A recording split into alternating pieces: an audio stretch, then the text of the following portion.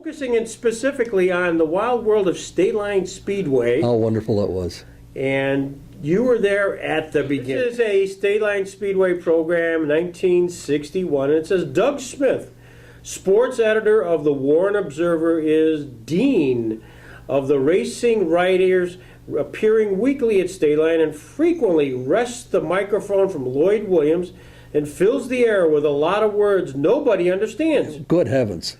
Doug is 25 and married. Wife Polly frequently accompanies him to the races, but 10-month-old Joe stays home.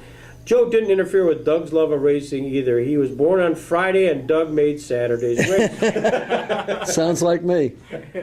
Now sports editor of the Warren County Observer, the talkative and sometimes short-tempered Smith. Who, me? Covered his first... Who wrote that? Covered his first races at Jamestown Speedway in 1951. You must have been 15. Yeah, I couldn't even drive. Making this his 10th year as an auto racer. Of course, we had a lot of drivers that couldn't drive either. He'll take Stateline over anything except possibly Raceway Park in Blue Island, Illinois. He made every program since mid-1957.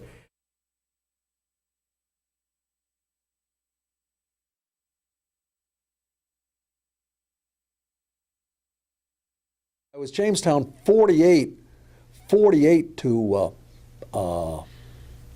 48 to 56, and then 57 to 61. And then you went to Warren in 62? Yeah. And then you went to Erie? From here, we'll see what Jim Ponder thinks of them as they come out of the fourth turn and down the stretch for the start of the feature event. 25 laps to go. 25 laps, your starter Jim Ponder looks them over, and they're off.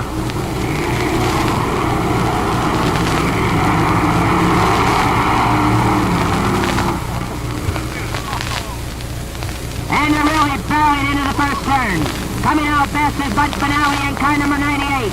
Second, Keith Warner in 20, and third, Bud Gardner in 102. They're really moving out in the feature event of the evening. However, all cars must make that first lap in order for the race to be on.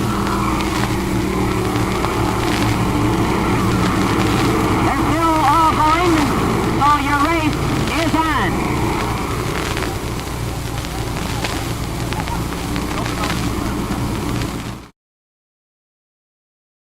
Where did you stay? And did you go with the announcers? Yes, yeah. And then one day I think Lloyd's bladder weakened on him, and he said, "You know, any chance you could handle this?" And well, probably the worst movie ever made. So I usually did one or two races, and that was a lot of fun. I remember one day I horrified everybody. We had something we needed to get pinned up in there. We needed a safety pin. I made an announcement. I said, "Any woman down there whose straps are holding together by themselves, could we have a safety pin, please?" And Lord, you can't say that. It was the 50s. Yeah. I could look down there and see them look up at me and laugh. Is that right? Yeah. Good. So you had feedback. Yeah, I would get instant feedback. I would, and I can't even recall what I would. I'd say, "Well, there goes Bobby Schnarrs with another merry-go-round ride," as he did his thing. And I would look at people look up. I would see people look up and laugh. It was usually something, and it was always spontaneous. Yeah. And it was never as good the second time. Yeah. I believe that I was announcing when Emery did that five-way roll. It just that was just horrible. Do you recall the night that? Do you remember Jim Ponder? Yeah. The flagman. Yeah. Remember the night he miscounted the laps? No. This wasn't the first time. And have you talked to Jim? He's not still around, is he? No. Oh, okay. Well, Jim Ponder was Jim Ponder's biggest fan, and he was talking about the number of feature races that he'd flagged, and I just kind of bought it. I mean, it was a figure like about 10,000 or something like that, and somehow or other, I got to figure, he must have announced, three features a day ever since he was 2 years old in order to come up to this number. And anyway, one night he miscounted the laps. Roller coaster finish not needed. Schnars wins. Oh, for heaven's sakes. Good. Several years before the automobile was invented, a guy named Bill Shakespeare, having nothing better to do one day, dipped his goose quill into whatever passed for ink and wrote, "To err is human, to forgive is divine," or something to that effect. So much for getting the name of the guy who won the race in the first paragraph. Saturday night, the officials at Stateline Speedway, a human group of their one, aired royally. But here's what happened. And this, oh my goodness, yeah, Bob Schnars, driving the race of his 21-year life, led of the white flag was dropped. Just as he passed the starter when the drive shaft gave up the ghost. I thought he ran out of gas. Left nothing but neutral. Easily passed by Russell, who had been dogging him since the 11th, and Woody McCracken of Ridgeway finished fourth. But when the score sheets had been rechecked, they showed the white flag had been dropped after 25 laps. The Schnars led at the end of regulation distance. Gosh, I never won a feature event anywhere, and I had to cheat to win this one. I'm still mad at that drive shaft. Gee, oh my goodness gracious. Oh my, 25. Oh, gee, I actually could write a little bit. I wonder what the hell happened. Oh, this is marvelous. Kyle Russell in car number 4 on the move. Here it is, the checker flag and the win. Bobby Stars. And a battle for second. And it is Jim Hakes in 37. Third, Kyle Russell in car number 4. And fourth, Joe Mayfield in 21.